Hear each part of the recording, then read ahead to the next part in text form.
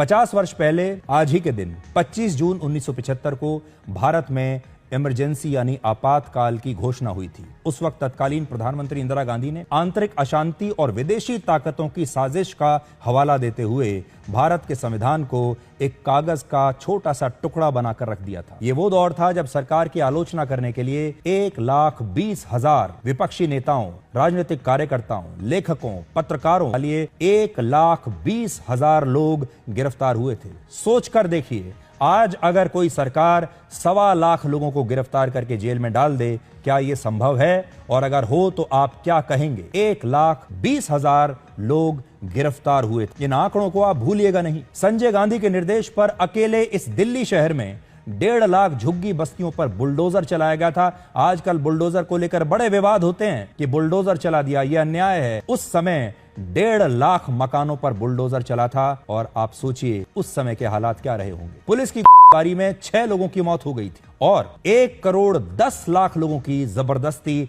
नसबंदी की गई थी। और इसके कारण, इस जबरदस्ती नसबंदी के साइड इफेक्ट्स की वजह से 1,774 लोगों की जान भी चली गई थी, उनकी मृत्यु हो गई थी। सोचिए, आप सोच सकते हैं कि 1,10,00,000 पुरुषों की जबरदस्ती पकड़कर नसबंदी करा दी जाए। संख्या देखिए, छोटी मोटी संख्या नहीं है। 1,000, 2,000, 4,000 नहीं है, 1,10,00,000 लोगों की नसबंदी हो गई। अब ये देखिए, उस वक्त भारत की आबादी लगभग 61 करोड़ थी। इनमें से 15 साल से ज्यादा उम्र के पुरुषों की आबादी 19 करोड़ के आसपास थी। इनमें से सरकार ने लगभग 1 करोड़ से ज्यादा पुरुषों की जबरदस्ती नसबंदी करा दी। प्रेस, मीडिया और फिल्मों पर सेंसरशिप लगाई गई। उस वक्त अखबारों को किसी भी प्रकाशन से पहले सरकार की अनुमति लेनी होती। आपातकाल के दौरान 25,962 सरकारी कर्मचारियों को जबरदस्ती रिटायर कर दिया गया। इस इमरजेंसी का मकसद था भारत में वन पार्टी सिस्टम लाकर कांग्रेस और गांधी परिवार को हमेशा के लिए सत्ता में